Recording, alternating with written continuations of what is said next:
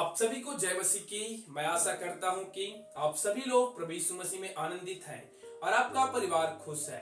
आज मैं आपके लिए एक वचन पढ़ना चाहूंगा, भजन संहिता 84 अध्याय उसके 10 पद।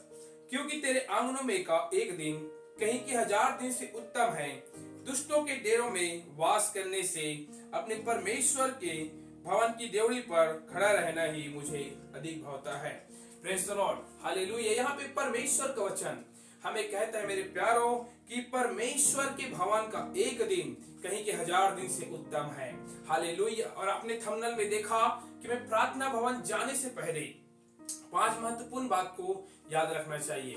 अगर आप प्रार्थना भवन जाने के लिए तैयार हो रहे हैं, संडे आप तैयारी कर रहे हैं, तो आपका तैयारी किस प्रकार से होना चाहिए, आइए हम देखें और जानें। पहला, प्रार्थना। हमें जब भी हम घर से निकले तो हमें प्रार्थना करके निकलना है ताकि परमेश्वर हमारे आने और जाने में हमारी मदद करे। मार्गों के लिए प्रार्थना। साथ ही साथ मेरे प्यारों, हमारे कलीसिया में जो भाई और बहन जो बीमार आते हैं उनके लिए भी प्रार्थना करना है। अपने जीवन के लिए हमें प्रार्थना करके निकलना है जब हम प्रार्थना भवन जाने के लिए तैयार हो।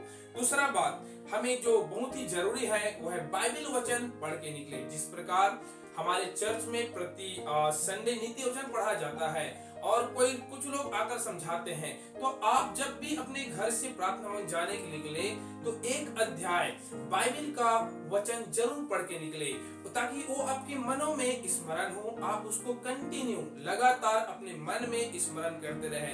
दूसरा बात हमने जाना कि हमें बाइबल का वचन पढ़ के घर से निकलना है। तीसरा बात, आत्मा की तैयारी। आत्मा के लिए जिस प्रकार हम जानते हैं पवित्र बाइबल में लिखा हुआ है कि जब हम प्रार्थना करते हैं परमेश्वर से तो हम परमेश्वर के साथ एक आत्मा हो जाते हैं। उसी प्रकार हमें मेरे प्यारों आत्मा की तैयारी आत्मा के लिए करना है। अर्थात हम जब भवन जाने के तैयार हो रहे हैं तो हमें अपने दुल्हा राजा और दुल्हा प्रभु यीशु मसीह के लिए तैयार होके, अपने आत्मा को तैयार होके प्रार्थना भवन की ओर जाना है। अपने घर से निकलने से पहले अपने आत्मा को तैयार करके उस भवन जाने के लिए हमें निकलना है। चौथा महत्वपूर्ण बात, हम जिस प्रकार जानते हैं बहुत सारे लोग भाई और बहन जो है चर्च में फटे कपड़े, मैले कपड़े पहन के आ जाते हैं। ये बिल्कुल गलत है मेरे मसीह भाई और बहनों। यहाँ पे अगर हम किसी राजा से मिलने जा रहे हैं, अपने दुल्हा से मिलने जा रहे हैं, तो याद रखना हमारे वस्त्र साफ और सुधरे हो। हमारे वस्त्र साफ और सुधरे हो, ये बातें भी हमें जरूरी है, जरूर याद करना है। और जरूर हमें अच्छे कपड़े, अच्छे वस्त्र पहन के प्रार्थना भवन को जाना है, क्योंकि हम कहते हैं ना, हम राजाओं के राजा के बेटे हैं। मेरे मसीह भाई और बहनों, हम राजाओं के राजा के बेटे हैं, हम प्रभु के बेटे हैं। तो क्या हमारा कपड़ा गंदा होगा? क्या हमारा कपड़ा फटा हुआ होगा? नहीं। इसलिए चौथा बात, हमें साफ और सुथरे कपड़े पहन के भी प्रार्थना भवन को जाना चाहिए। पांचवा जो महत्वपूर्ण बात, मैं खासकर उन माता पिता को बोलना चाहूंगा जो दूर से आते हैं और अपने बच्चों को नहीं लाते।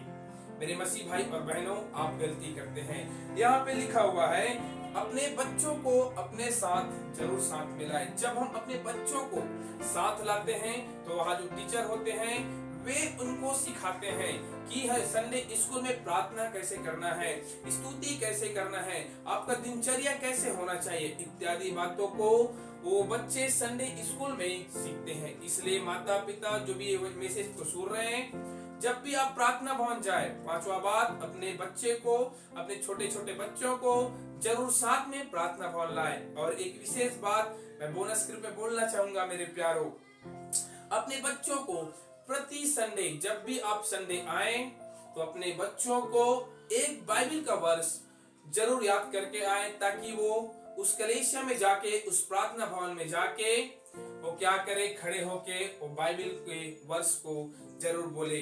याद रखे मेरे प्यारों, हमें इन 5 बातों के साथ प्रभु यीशु मसीह के प्रार्थना भवन में जाना चाहिए, उस चर्च में जाना चाहिए, ताकि हम परमेश्वर के लिए तैयार हो सके। God bless you. Thank you for watching. अगर हमारा वीडियो आपको अच्छा लगता है तो आप हमारे चैनल को लाइक कर सकते हैं और शेयर कर सकते हैं और सब्सक्राइब भी कर सकते हैं। Thank you for watching. God bless you all our family. God bless you. जय मसीह की।